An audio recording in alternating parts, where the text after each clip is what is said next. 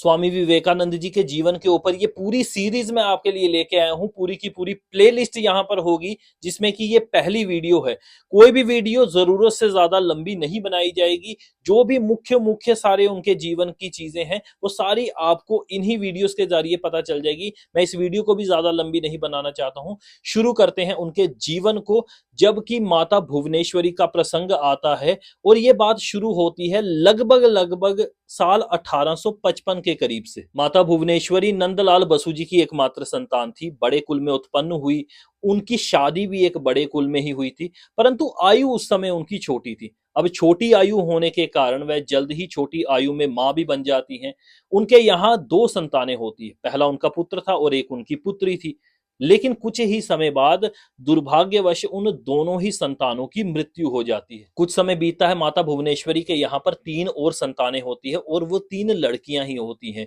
लड़का कोई भी नहीं होता, यानी कि पुत्र उनके पास कोई भी नहीं होता।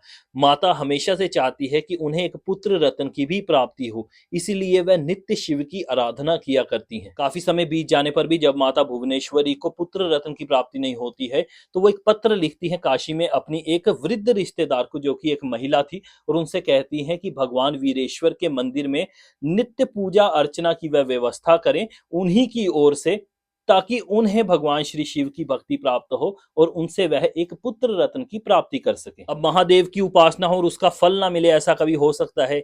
समय आ गया था जब माता भुवनेश्वरी को उनकी पूजा और जप तप आदि का फल मिलने वाला था। माता भुवनेश्वरी एक दिन अपने सारे पूजा जप तप आदि के बाद निवृत्त होकर कुछ समय के लिए जब बैठती हैं तो थकान की वजह से उन्हें नींद आ जाती है और नींद में उन्हें स्वप्न आता है कि महादेव स्वयं ही एक बालक का रूप बनकर उनके घर में प्रकट हुए हैं बालक के रूप में। अब माता भुवनेश्वरी की जब जाग खुलती है तब वो देखते हैं ये तो केवल एक सपना था।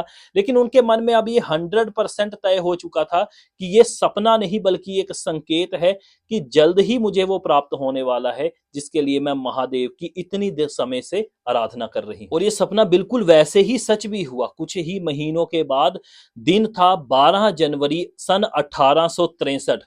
पोष संक्रांति का दिन था। सूर्य उदय से ठीक 6 मिनट पहले जन्म लेते हैं दत्त परिवार में वो युग नायक श्री विवेकानंद जी।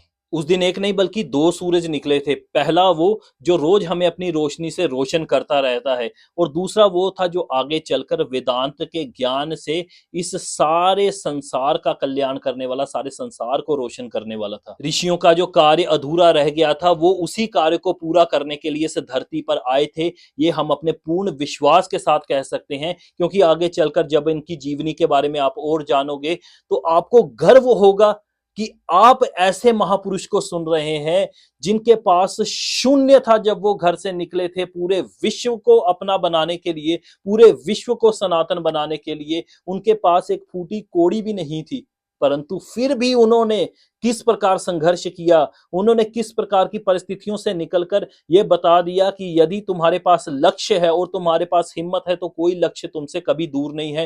हर एक लक्ष्य प्राप्त हो सकता है यदि तुम में उस लक्ष्य के प्रति सच्ची श्रद्धा है। अगले भाग में हम जानेंगे छोटे से विवेकानंद जी किस प्रकार सनातन की राह में आगे बढ़ते जा रहे थे। कैसे बचपन से ही उनके सारे परिवार वालों को पता चल गया था कि उनके घर में कोई आम बालक पैदा नहीं हुआ है।